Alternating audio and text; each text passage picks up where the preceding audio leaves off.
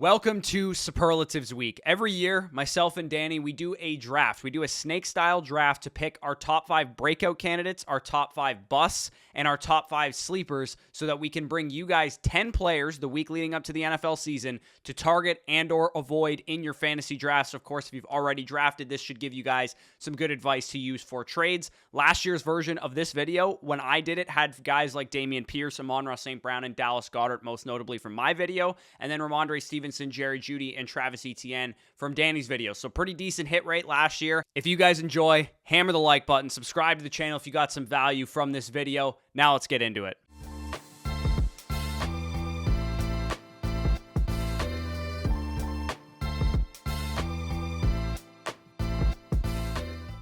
All right, briefly, before we get into the actual players, we're going to quickly look at the anatomy of a good breakout candidate. So what we're doing in this video is we're picking breakout candidates with an ADP from 36, so about like outside the third round, to 96. So players between rounds 4 to 8 in ADP. Anyone going in the first 3 rounds is not really a breakout candidate. They're being drafted as if they're already broken out, or maybe they already have. Anyone going after is more so a sleeper. So you guys can see the top 20 players in win rate over the last 5 years. 15 of the 20 names here are wide receivers, and that's mainly due to the fact that this area is known as the RB dead zone. Of course, guys like Josh Jacobs can pop up and they can smash from this area of the draft, but, routinely we don't want to be drafting a ton of running backs here.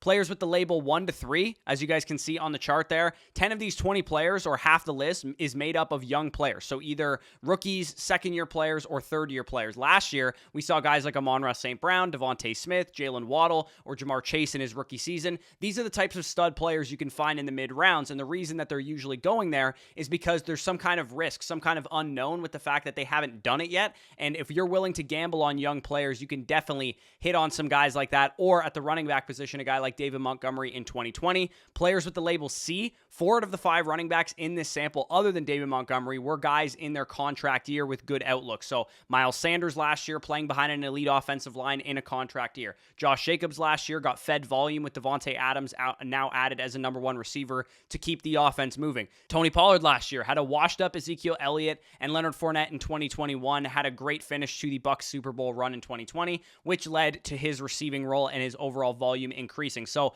with the running back position, there's a lot more micro player take stuff, but keep in mind, if they have a good outlook and they're a talented player, they're okay bet to deviate for in the dead zone. And then the final label is players just with previous high target shares whose offenses got a lot better. Cooper Kupp in 2021, obviously Stephon Diggs moves over to the Buffalo Bills in 2020, and he has a massive season. So there are other breakout candidates in the mid-rounds than the ones I'm going to talk about. I would say as a general rule of thumb, if they fit this bill, they're either a year 1 to 3 player, they're a contract year running back, or they're a previous high target share wide receiver who has an upgrade in offensive situation. They're probably pretty good bets. So now let's get into the top 5 breakouts. Number 5, I'm going to go from 5 to 1, is Kenneth Walker, running back of the Seattle Seahawks, running back 17, 46th overall right now in multi-site ADP, which of course is available in our draft guide. The link is down below in the pinned comment to get that. The first concern that you guys might have about Kenneth Walker is that he was kind of injured at some point during this offseason. At some point, we've been talking about a groin injury, but he's been back at practice now for 4 days, and we still have almost 2 weeks until the beginning of the season. So I'm not really concerned for the injury for Kenneth Walker. Peter King of NBC Sports was talking to Pete Carroll, and he basically said, I'm not concerned about Kenneth Walker. Don't be concerned. He's going to be a big player early this season in Seattle. The other major concern that most people have about Kenneth Walker is that the Seahawks spent a mid-second round pick on a running back by the name of Zach Charbonnet from UCLA, who was my pre-draft running back 3. I thought he was actually quite comparable to Jahmyr Gibbs, who went in the first round in my overall grade. So he's a good prospect, definitely a concern.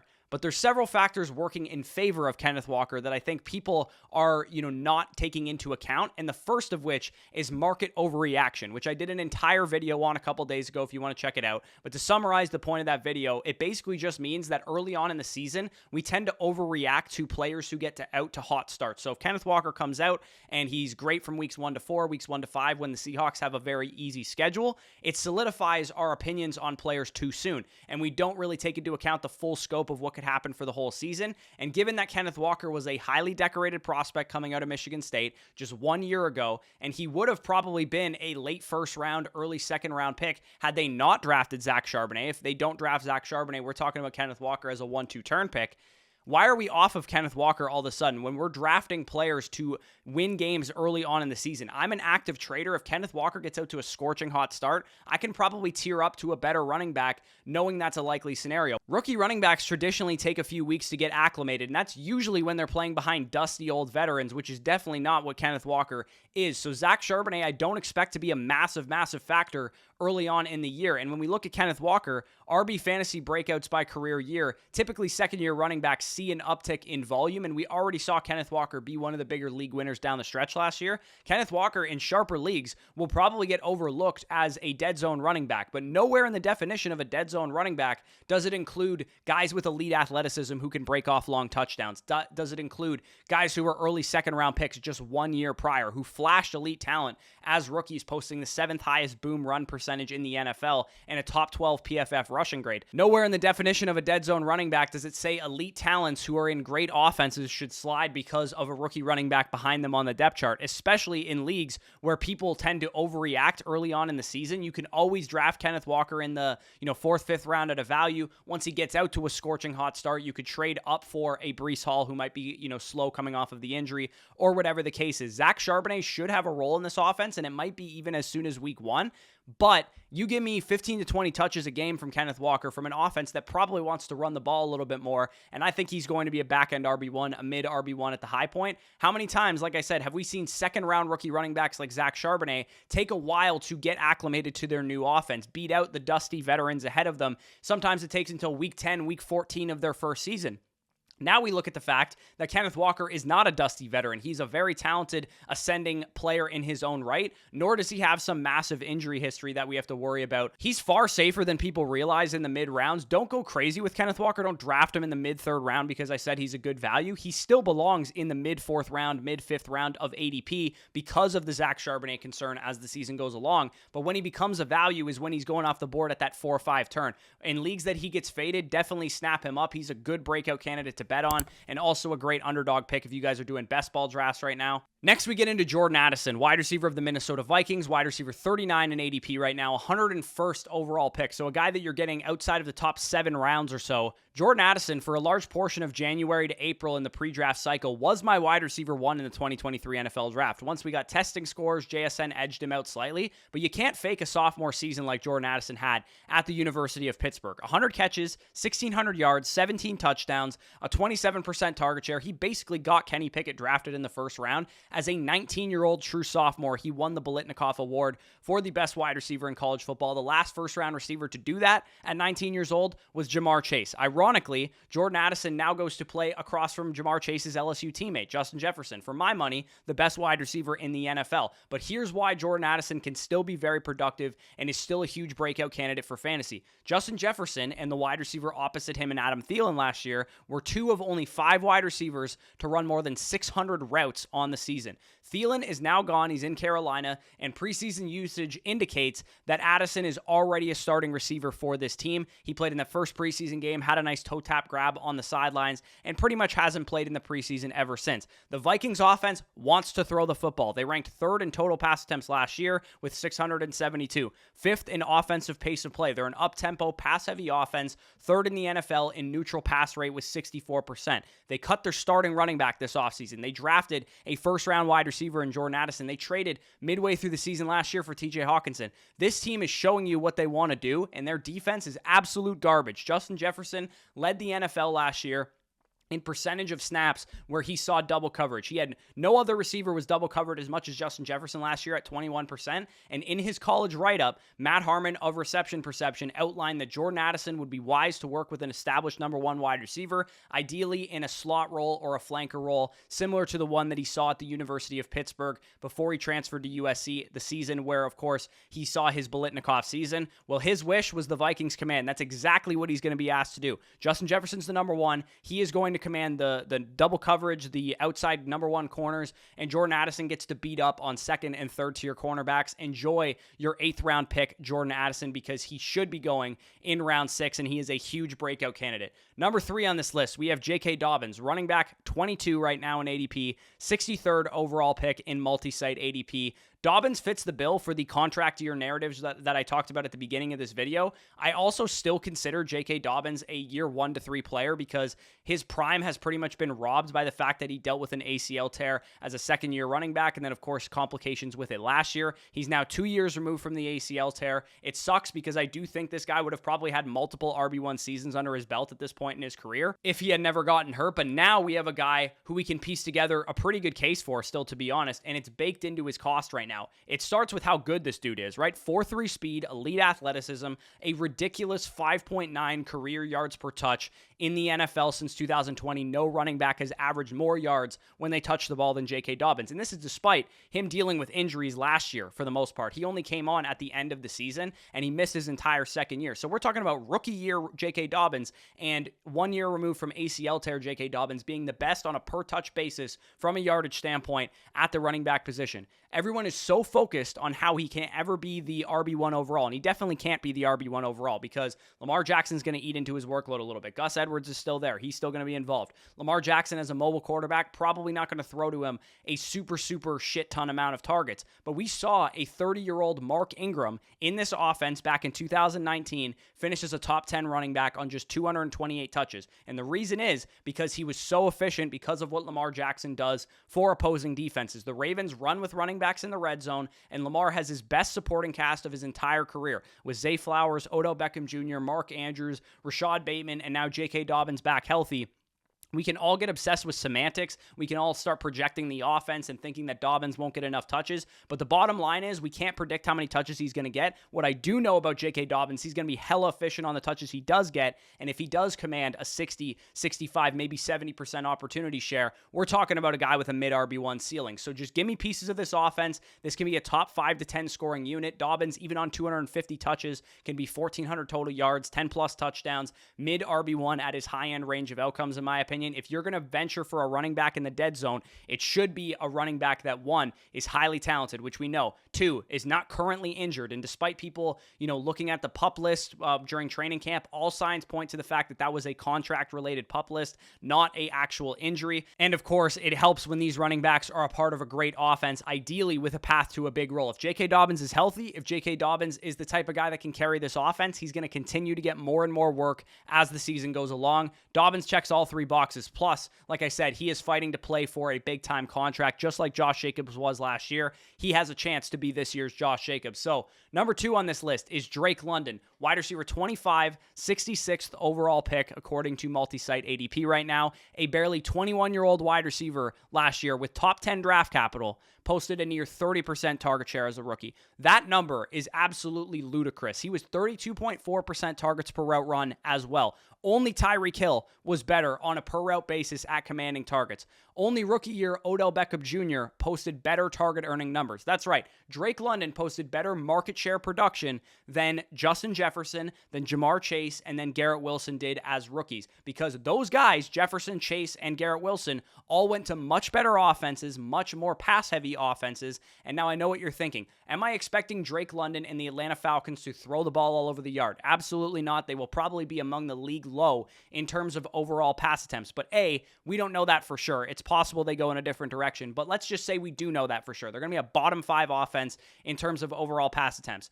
The 2022 number that they were putting up last year is absolutely not repeatable. When Marcus Mariota was the starting quarterback of this team, the Falcons' pace pass attempts over a full season was 369. For reference, the Chargers and Buccaneers doubled that number last year, the 3rd lowest mark since 1985. Some absolutely prehistoric shit was going on in Atlanta last year, and I don't really blame Arthur Smith. They could not throw the ball because Marcus Mariota is absolute trash. With Desmond Ridder, he might not be that much better, but his pace numbers in the 4 games that he started was 460 attempts. So we're talking about an increase of 100 pass attempts, which, by the way, would still have ranked 30th in the NFL last year. So it's not like we're asking for much here. If we get 500 pass attempts from the Atlanta Falcons, Drake London is going to smash. Drake London, in games that he played with Desmond Ridder as well, was a 14.57 point per game scorer at the wide receiver position. That would have ranked as a top 24 wide receiver, a top 20 receiver among the likes of guys like Christian Kirk and Chris Olave and guys like like that. So with Drake London, all we need is not historically low pass volume, which I don't think is too much to ask for.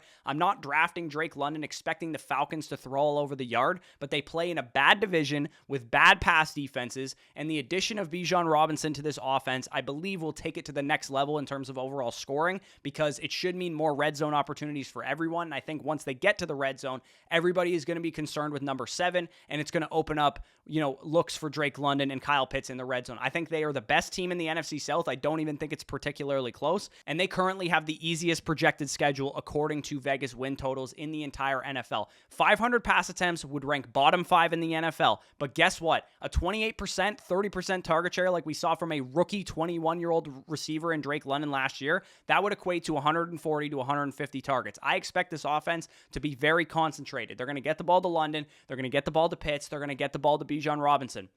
I don't think we have to worry about any other receivers eating in to Drake London's elite target share. So draft Drake London in the 5th, 6th round where he's currently going, a perfect upside swing breakout candidate in the mid rounds. Now we get into my number 1 breakout candidate of 2023 fantasy football. Last year, for what it's worth, my number 1 breakout candidate was Amon-Ra St. Brown. He obviously smashed when he was healthy.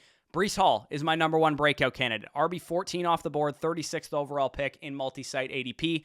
This one is kind of cheating, I will admit, because he's going right at that borderline 3rd round. Right now, you can get him in the early 4th round, but as some of you guys in the comments have talked about, you've been drafting this guy in round 4. You've been drafting this guy in round 5. Some of you have commented, I got Breece Hall in round 8 of my draft. So he's going to vary league to league depending on how everybody is viewing the injury and the Dalvin Cook situation, because those are the 2 major question marks with Breece Hall. Dalvin Cook was signed by the New York Jets on a 1-year, $5.8 million in base salary deal worth up to $8 million with incentives. Breece Hall is also coming off of a torn ACL. So those are the 2 major concerns with this guy. But let me tell you why I'm still in on Breece Hall at this price point, given those concerns. First of all, it's baked into the cost. If he was healthy and Dalvin Cook wasn't there, he might be a top 5 fantasy pick right now. Myself and BBM3 champion Pat Kerrane are both in on Breece Hall, and we had a lengthy discussion a couple days ago on the Legendary Upside video.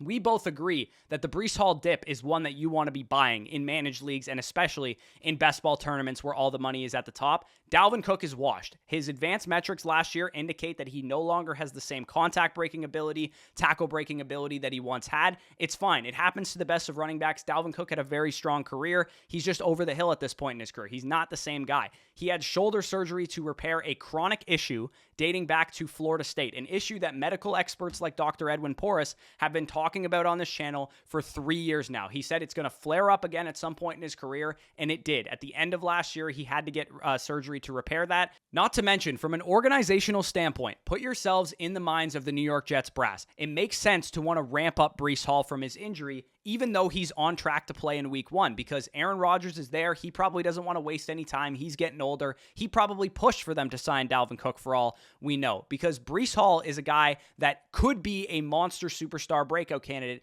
if he can stay healthy. But the Jets are thinking about wins and losses. They want to know that if Breece Hall does deal with some kind of setback during the season, they have their asses covered. And to be honest, Dalvin Cook's signing is more of an indictment on Michael Carter, Zonovan Knight, and Izzy Abanikanda than it is on Breece Hall's health, in my opinion. Numerous Jets beat reporters like Connor Hughes and a number of others have come out and said this is still Breece's team. He's still the guy. As soon as he's back healthy, he is going to get the full workload, and he is going to be the major starting running back for this team as he gets healthier throughout the season. Breece also, for what it's worth from a medical standpoint, checks all of the boxes that you would want for a running back to come back from an ACL tear. When we think of the guys that have actually done this, Adrian Peterson, Jamal Charles, Edgerrin James, those guys had a couple things in their favor. First is, weight-adjusted speed score, athleticism, burst, age, agility, insulated in a good offense, and elite efficiency and target earning profile prior to their injury. And he's had almost now 11 months to recover since the injury. Breece Hall checks literally every box in spades.